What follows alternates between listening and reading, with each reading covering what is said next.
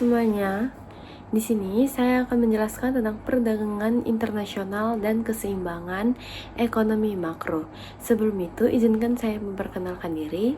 Perkenalkan, nama saya Aurelia Medika Tamaboro Gultom, INPM 2483200097, Prodi Manajemen A3.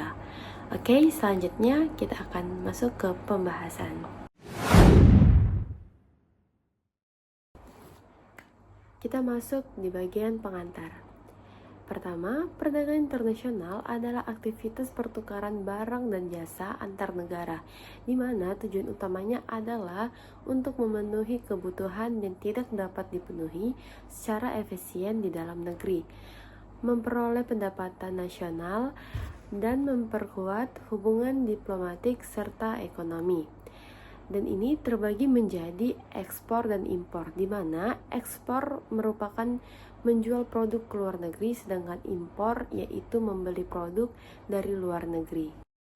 Alasan terjadinya perdagangan internasional: pertama, perbedaan sumber daya alam dan tenaga kerja; yang kedua, spesialisasi dan keunggulan komparatif; yang ketiga, perbedaan teknologi dan inovasi antar negara; keempat, skala ekonomi dan efisiensi produk; yang kelima, keinginan memperoleh barang dan jasa yang tidak tersedia di dalam negeri.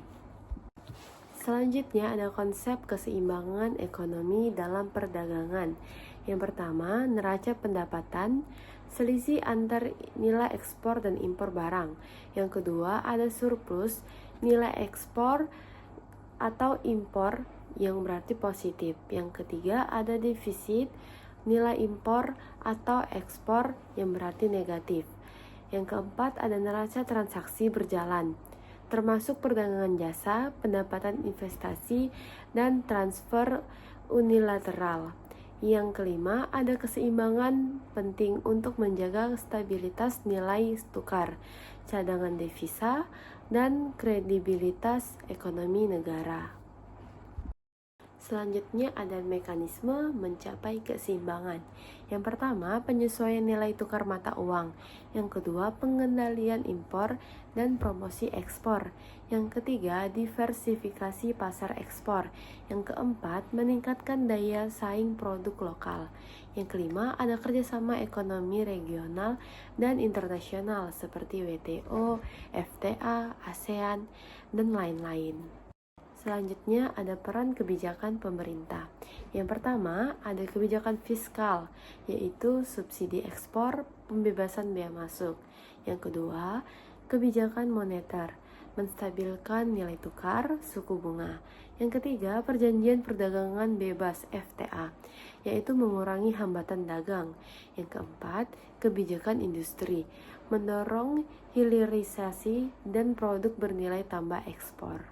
Tantangan perdagangan internasional: yang pertama ada fluktuasi nilai tukar mata uang, yang kedua ketergantungan pada komoditas ekspor tertentu, yang ketiga proteksionisme dan tarif dari negara mitra, yang keempat ada krisis ekonomi global dan ketidakpastian geopolitik, yang kelima ada masalah kualitas dan standar produk.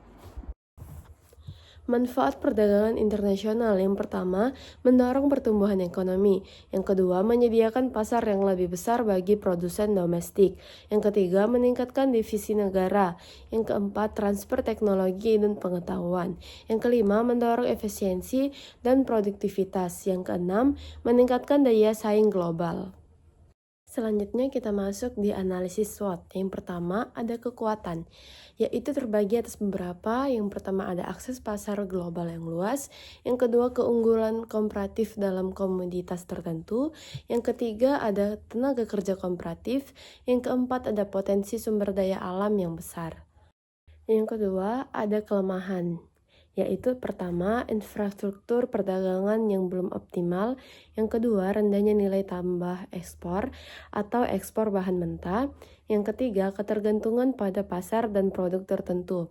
Yang keempat, kurangnya SDM yang kompeten dalam ekspor impor.